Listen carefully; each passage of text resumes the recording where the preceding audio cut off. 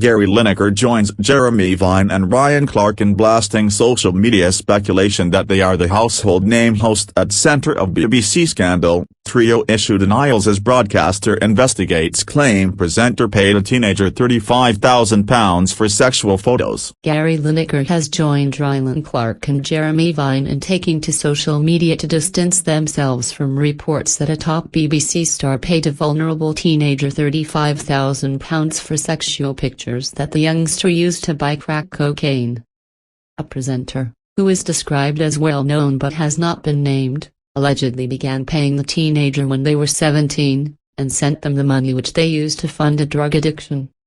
The child's mother, who has made the shocking allegations in May, told The Sun she feels sick whenever she sees the man on TV, as questions grow over why it took so long for the corporation to act.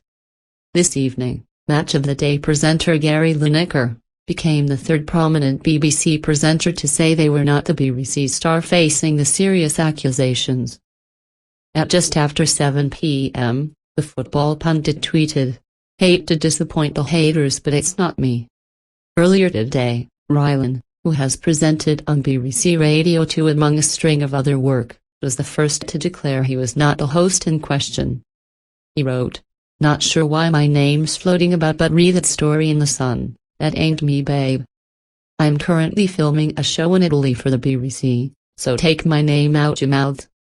Vine then also distanced himself from the claims, adding, "Just to say I'm very much looking forward to hosting my radio show on Monday.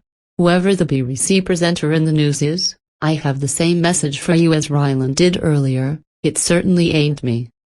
The allegations were made to the corporation by the child's mother in May, but the star remained on air for some time after that.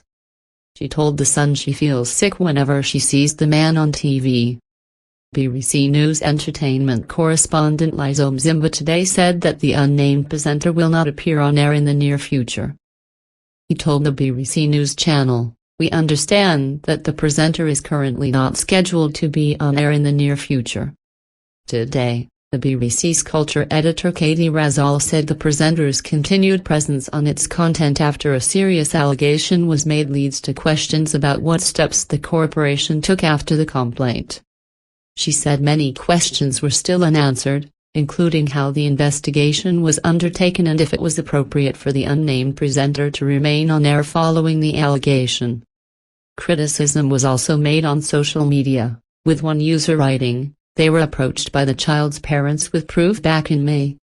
I've carried out many workplace investigations in my time and it certainly doesn't take months." The unnamed star was said to have requested performances from the individual, who told their mother they would then get their bits out. The BBC said in a statement today that it treats any allegations very seriously, though it appeared to suggest that its initial investigation may have been hampered by a lack of response from the family. The star was said to have requested performances from the individual, now aged 20, who told their mother they would then get their bits out. It is claimed the star sent hundreds or even thousands of pounds at once depositing a sum of £5,000 in the teenager's bank account. The stricken mother said, "Whenever I see him on telly, I feel sick. I blame this BBC man for destroying my child's life, taking my child's innocence and handing over the money for crack cocaine that could kill my child." She continued, "The money had been in exchange for sexually explicit photographs of my child." The star, said to be known to millions, allegedly requested performances from the teenager, who used the cash to fund their spiraling drug habit. The explicit messages are said to have started in 2020. The family said the star did not hide his identity and even sent photographs to the teen while he was at work. The mother told The Sun their child went from a happy-go-lucky youngster to a ghost-like crack addict in just 3 years. It is claimed that even after the family complained, the star continued to send money and remained on air. A BBC spokesperson told Mail Online, "We treat any allegations very seriously and we have processes in place to proactively deal with them. As part of that, if we receive information that requires further investigation or examination, we will take steps to do this." That includes actively attempting to speak to those who have contacted us in order to seek further detail and understanding of the situation.